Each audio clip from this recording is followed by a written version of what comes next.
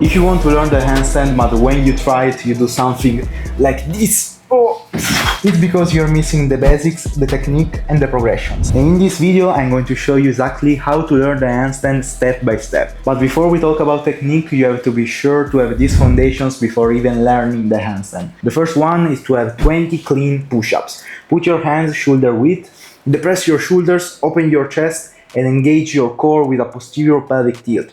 From here you can go down, keeping your elbows over your wrists and go up for 20 clean push-ups. The second foundation is to have at least 10 clean dips. The first thing you have to do is to go up and depress your shoulders. Always keep your elbows extended, engage your core, squeeze your glutes and try to lean a little bit forward, putting your weight between your thumb and your index. From here you can go down, trying to keep your elbows over your wrist and don't flare your elbows or keep them backwards. And the last foundation is to have a solid scapular control. Shoulder blades control almost everything in calisthenics skills and you have to learn these 4 movements. The first one is the elevation, then we have the depression, the retraction and the protraction. The best exercises to develop a scapular control are the scapular push-ups and the scapular pull-ups.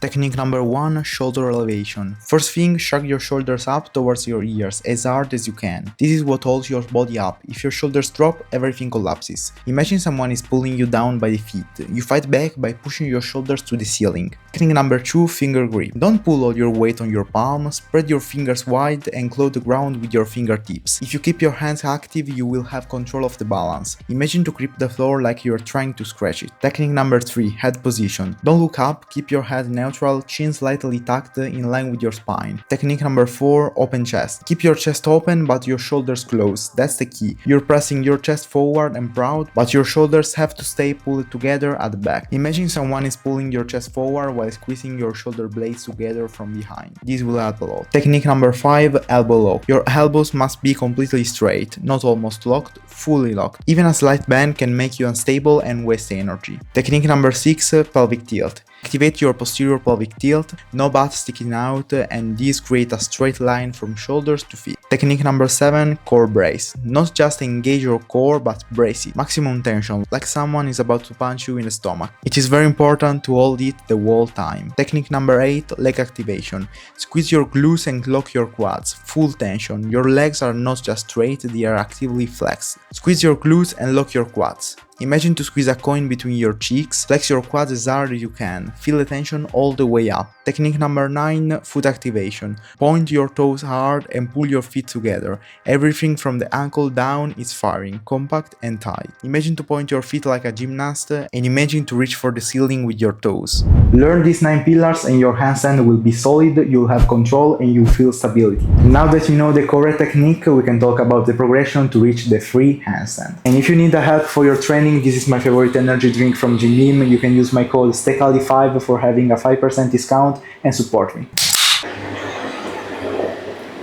And now we can start with the progressions. The first progression for the handstand is the V-hold. This is one of my favorite exercises. You have to place your hands shoulder width.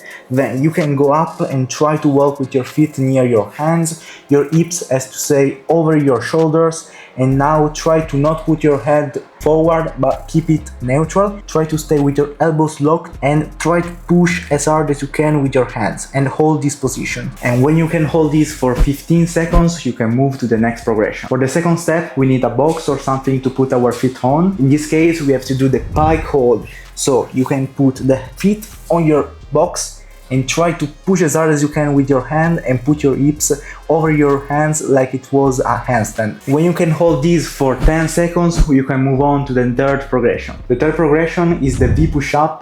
This is a really good exercise to build strength in your shoulders and this will allow you to hold and stand without any effort. So you have to put your hands in the same position of the V hold and from here you can go down in a push-up and go up. Try to keep your shoulder depressed, during all the movement and to not flare your elbows but keep them tight. Once you can do 6 push-ups, you can move on to the next progression. This level is very important to build strength in the specific angle of the handstand. You have to place your hands shoulder width. From there, you can put your feet on a wall and try to walk in a wall handstand. When you're here, you can go forward and go backwards. Mind to not lose your posterior pelvic tilt, but to always keep your core engaged and in the same line. Once you can do 4 wall walks, you are ready for the next step. Now the game is getting harder and harder. For this progression, we still need a wall. We can go to a handstand wall with a forearm of distance from the wall. From there, you can try to take off 1 foot at a time off the wall and try to hold some seconds of free handstand. When you lose the balance, you can always find the help of the wall. And once you can hold this for 5 seconds, you are ready for the next progression. Congratulations, you have reached the last level of the handstand. For this level, we can do the 3 tries.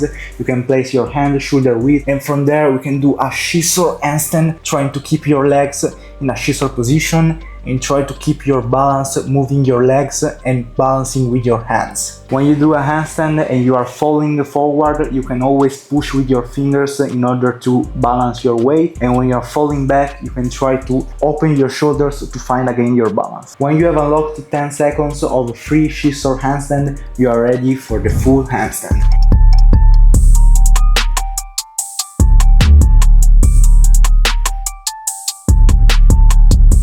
And if you are scared about falling, imagine to rotate your body, lifting one hand and arriving with your feet on the ground, like this. Now you have the full roadmap to reach the free handstand. If you like this video and you find it useful, you can subscribe to the channel. If you want to support me, you can use my code STECALI on GoRNation and STECALI5 on Gymbeam. And if you want to be coached by me with a personalized training plan, you can DM me on Instagram, Facebook or TikTok. I have still a few spots available, and see you in the next video.